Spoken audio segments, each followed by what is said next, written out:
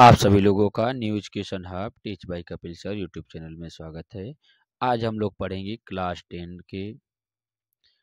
10 के साइंस जो विज्ञान है। विज्ञान के बायो के पोर्शन को सबसे पहले कवर किया जा रहा है। आज हम लोग इसमें ध्यान देंगे कि नियंत्रण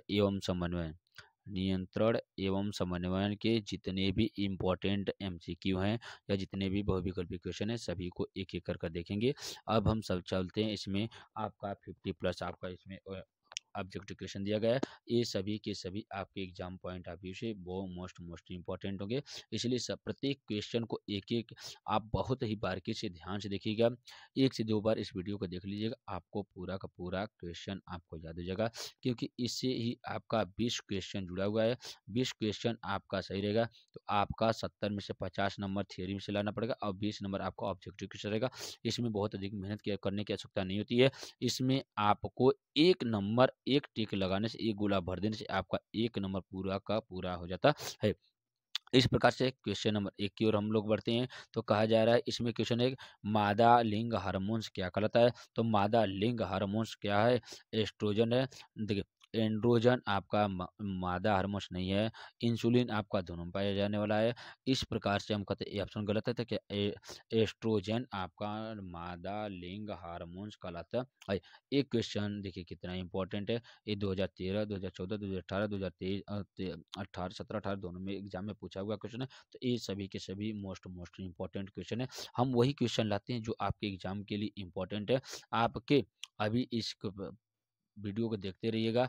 लास्ट में आप लोगों को एक मैराथन क्लास लाएंगे, उसमें जितने भी इंपॉर्टेंट एमसीक्यू रहेंगे साइंस के पूरे, चाहे वो फिजिक्स के हो, केमिस्ट्री के, बायो के, सभी पोर्शन एक ही वीडियो में कंप्लीट कर देंगे। इस प्रकार से क्वेश्चन नंबर 2 पर चलते हैं कि मनुष्य में दुग्ध ग्रंथियां किसका रूपांतरित करती है। देखिए, दुग्ध ग्रंथियां किसका रूपांतरित करती है? हमारा श्वेत ग्रंथियां का करती है, जिसे को मेमोरी ग्लैंड कहा जाता है। क्वेश्चन नंबर 3 की ओर चलते हैं। तो निम्नलिखित में से कौन सी ग्रंथि बहिस्रावी तथा अंतःस्रावी दोनों का कार्य करते हैं? तो ये आपको पता है कि बहिस्रावी तथा अंतःस्रावी दोनों का कार्य कौन सा करता है? हमारा अग्नाशय रस करता है। अग्नाशय रस से स्रावित होने वाला रस का आप लोग कमेंट बॉक्स में नाम जरूर बताइएगा। कहा जा रहा है कि मास्टर ग्रंथि किसे कहा जाता है? मास्टर ग्रंथि किसे कहा जाता है? पीयूष ग्रंथि को मास्टर ग्रंथि कहा जाता है। क्वेश्चन नंबर 5 का कहा जा रहा है कि देखिए उन हार्मोन्स का नाम बताइए जो बिना निषेचन के लिए बीज से फल का निर्माण करते हैं। या अनिषेक फलन। अनिषेक फलन किसे कहा जाता है? कि ऐसे फल जिनका निर्माण बिना निषेचन के पश्चात, या कहा जा सकता है कि बिना निषेचन के ही बीज या फल का निर्माण अनिषेक फलन कहलाता है। इसके लिए कौन सा हार्मोन्स जिम्मेदार होता है, या किन हार्मोन्स के द्वारा ऐसे लक्षण दिखाई देते हैं? तो एक क्वेश्चन आपका क्या हो जाएगा? जिबरेलिन हार्मोन्स के कारण बिना किसी निषेचन किए पादप अपना फल या कह सकते हैं बीज का निर्माण कर सकता है, जिसे अनिषेक फलन कहते हैं। ये नाशपाती, पपीता, मौसम्बी में आपको ऐसा दिखाई देता है। क्वेश्चन नंबर 6 की ओर चलते हैं। कह रहा है कि निम्नलिखित में से देखिए कौन सा देखिए इंसुलिन हार्मोन स्रावित होता है। किसके द्वारा इंसुलिन हार्मोन स्रावित होता है? तो क्वेश्चन नंबर 6 का कहा जा रहा है कि इंसुलिन हार्मोन किसके द्वारा स्रावित होता है? ये अग्नाशय रस के द्वारा स्रावित होता है। एक क्वेश्चन देखिए कितना इंपॉर्टेंट क्वेश्चन है, इसलिए प्रत्येक क्वेश्चन पर बारीकी से ध्यान से देखिएगा। आप लोग पूरा का पूरा क्वेश्चन आप लोगों को याद हो जाएगा। कहा जा रहा है कि निम्न क्वेश्चन में कि ऑक्सीटोक्सिन का स्रावण कहाँ से होता है? तो ऑक्सीटोक्सिन का स्रावण हमारे पीयूष ग्रंथि से होता है। क्वेश्चन नंबर से पतझड़ से संबंधित हार्मोन कौन सा होता है? पतझड़ का संबंधित हार्मोन एब्सिसिक अम्ल होता है। कहा जा सकता है कि पतझड़ क्या ऐसे वक्त या ऐसा समय जब पौधे अपने पत्तियों को क्या कहते हैं, अपनी शाखाओं से छोड़ना शुरू कर देते हैं, या जिससे पत्तियां झड़ना शुरू हो जाती है। इस चीज ये कहा जाता है किस हार्मोन के कारण कहा जाता है? एब्सिसिक अम्ल के कारण होता है। क्वेश्चन नंबर 9 पीयूष ग्रंथि की पश्चपाली से निकलने वाला हार्मोन कहलाता है कि पीयूष ग्रंथि की पश्च वाले भाग से कौन सा हार्मोन निकलता है? तो क्वेश्चन नंबर 9 का क्या वैसोप्रेसिन हार्मोन निकलता है। क्वेश्चन नंबर 10 कह रहा है कि निम्नलिखित में से मनुष्य के मस्तिष्क में पाई जाने वाली अंतःस्रावी ग्रंथि है। मनुष्य के मस्तिष्क में पाई जाने वाली अंतःस्रावी ग्रंथि कौन से? पीयूष ग्रंथि होती है। क्वेश्चन नंबर 11 का है कैल्शियम तथा फास्फोरस के नियंत्रण के लिए कौन सा हार्मोन जिम्मेदार होता है? तो इन दोनों के लिए पैराथायराइड ग्रंथि जिम्मेदार होती है। क्वेश्चन नंबर 12 देखिए, क्वेश्चन नंबर 12 कह रहा है कि प्रकाश की ओर उन्मुक्त होने वाले पादप प्ररोह को क्या कहते हैं? प्रकाश की ओर गति करने वालों को प्रकाशानुवर्ती या फोटोट्रॉपिक्स कहा जाता है कि देखिए फोटोट्रॉपिक। जब पादपों में विकास सूर्य की दिशा की ओर होता है तो उसे प्रकाशानुवर्ती कहा जाता है। जब पौधे का विकास पृथ्वी की दिशा की ओर होता है तो इसे क्या कहते हैं? गुरुत्वानुवर्ती कहा जाता है। क्वेश्चन नंबर 30 देखिए, थायरॉक्सिन हार्मोन्स की कमी से होता है। थायरॉक्सिन हार्मोन्स की कमी से घेंघा रोग हो जाता है। इसकी सुरक्षा के लिए, इसके ट्रीटमेंट के लिए हम लोग क्या करते हैं? आयोडीन युक्त नमक का इस्तेमाल करते हैं। क्वेश्चन नंबर 50 देखिए, कहा जा रहा है कि 40 है कि निम्नलिखित में से मनुष्य के मस्तिष्क का कौन सा भाग ताप का नियंत्रण करता है? तो ये हाइपोथैलेमस ग्रंथि के द्वारा ताप का नियंत्रण किया जाता है। क्वेश्चन नंबर 50, यदि किसी मनुष्य में प्रतिवर्ती क्रियाएं नहीं हो रही है जिसके तंत्र का कौन सा भाग क्षतिग्रस्त हो जाता है? तो कहा जाता है कि मस्तिष्क के किसके कारण? मेरुरज्जु के कारण हमारा क्या होता है? मनुष्य में प्रतिवर्ती क्रियाएं नहीं हो पाती है। क्वेश्चन नंबर 60 कर रहा है कि निम्नलिखित में से, देखिए 60 क्या रहा है कि मनुष्य के मस्तिष्क का कौन सा भाग सर्वाधिक विकसित होता है? तो सबसे अधिक जो विकसित होता है ये सेरिब्रम होता है। सामान्य मनुष्य के मस्तिष्क का भार कितना? लगभग में 1300 से 1400 ग्राम होता है। मेंडुला ऑब्लिंगेटा नियंत्रण करता है। मेंडुला ऑब्लिंगेटा किसका नियंत्रण करता है? तो क्वेश्चन नंबर 18 का क्या आ जाएगा? यह आपका अनैच्छिक क्रियाएं होती है जो एक दूसरे के ऐसे कार्य जो बिना हमारी इच्छा के अनुसार शरीर में होने वाला होते हैं, सभी अनैच्छिक क्रियाएं होती है। क्वेश्चन नंबर 19, मनुष्य मेरु रज्जु से निकलने वाली मेरु तंत्रिका की संख्या कितनी होती है? लगभग 31 जोड़ी होती है। क्वेश्चन नंबर 20 का क्वेश्चन नंबर 20 को कह रहा है कि निम्नलिखित पुरुष के वृषण द्वारा स्रावित हार्मोन्स का नाम बताइए। तो पुरुष के वृषण द्वारा कौन सा हार्मोन्स होता है? देखिए टेस्टोस्टेरोन तथा एंडोस्टेरोन मनुष्य के वृषण द्वारा स्रावित हार्मोन्स होता है। क्वेश्चन नंबर 21 का कि किस हार्मोन्स की कमी से मधुमेह रोग हो जाता है? तो इंसुलिन की कमी के कारण मधुमेह रोग होता है। अब इंसुलिन का स्रावण किस अंग के द्वारा होता है? इसको आप कमेंट बॉक्स में जरूर बताइएगा। कहा जा रहा है कि 21 का ये हो गया। 22 का कि पीयूष ग्रंथि पाई जाती है। देखिए पीयूष ग्रंथि कहाँ पाई जाती है? ये मस्तिष्क के अधर तल पर पाई जाती है।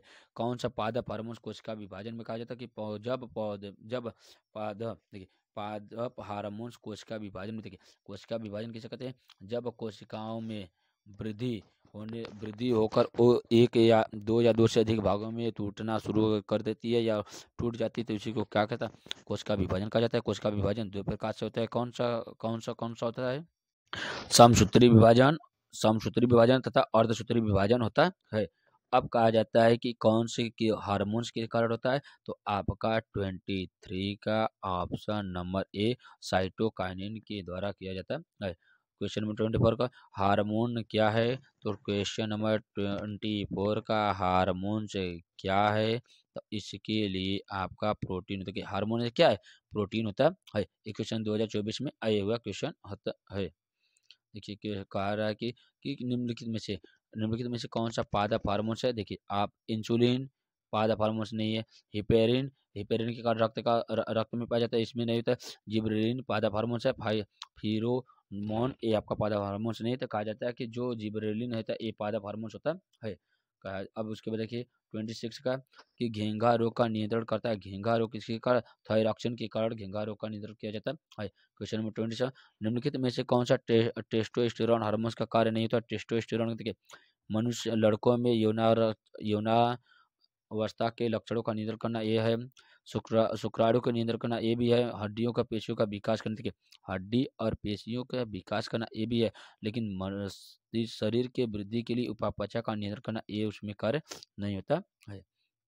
हड्डियों में कहा जाता है कि टेस्टोस्टेरोन। अब देखो, हाँ 28 का कि कौन सा देखिए निम्नलिखित में से कौन सा केवल जंतुओं में पाया जाता है। तो जंतु के वृद्धि दोनों में होती है, हार्मोन्स दोनों में होता है, शोषण दोनों में होता है, लेकिन तंत्रिका को तंत्र ऐसी होती है जो सिर्फ जंतुओं में पाया जाता है। क्वेश्चन नंबर 29 है कि निम्नलिखित मनुष्य में मस्तिष्क का मुख्य सोचने वाला भाग क्या कहलाता है। देखिए मुख्य सोचने वाला भाग 29 का क्या कहलाता है, अग्र मस्तिष्क कहलाता है। अब कहा जा रहा है कि 30 का कि निम्नलिखित में से कौन सा पादप हार्मोन्स नहीं। देखिए जिबरेलिन पादप हार्मोन्स नहीं, ऑक्सिन पादप हार्मोन्स है, एब्सिसिक पादप हार्मोन्स है। देखिए कहा एस्ट्रोजन, देखिए ऑप्शन नंबर सी देखिए क्या है, एस्ट्रोजन आपका जंतु हार्मोन्स है, बाकी ये तीनों के तीनों हमारे क्या पादप हार्मोन्स होते हैं। 31 का देखिए कि निम्नलिखित में से, देखिए 31 में कहा जा रहा है कि निम्नलिखित में से कौन सा पादप हार्मोन्स है।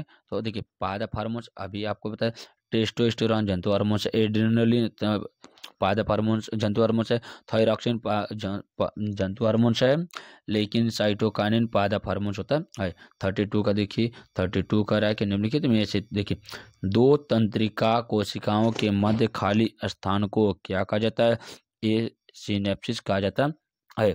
33 का देखिए निम्नलिखित में से कौन सा पादप हार्मोन्स है, पादप हार्मोन्स कौन सा है। तो पादप के थायरॉक्सिन जंतु हार्मोन्स है, साइटोकाइनिन देखिए अभी आपको बताया गया है जो साइटोकाइनिन होता है ये पादप हार्मोन्स होता है, बाकी इंसुलिन जंतु हार्मोन्स है, एस्ट्रोजन आपका जंतु हार्मोन्स होता है।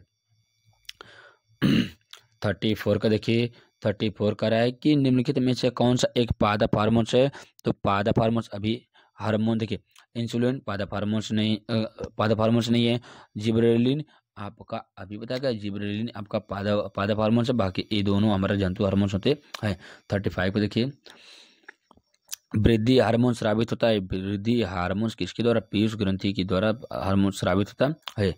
अब देखिए क्वेश्चन इस प्रकार से, देखिए आज हम लोग आपके जितने भी इम्पोर्टेंट MCQ थे सभी को एक एक कर करा दिया गया है। इसमें जितने भी आपके एग्जाम में आने वाले सभी MCQ या बहुविकल्पी क्वेश्चन थे सभी को कवर करा दिया जा रहा है। अगर क्लास अच्छी लग रही है तो चैनल को लाइक करिए, सब्सक्राइब करिए तथा अपने मित्रों को शेयर करिए। धन्यवाद।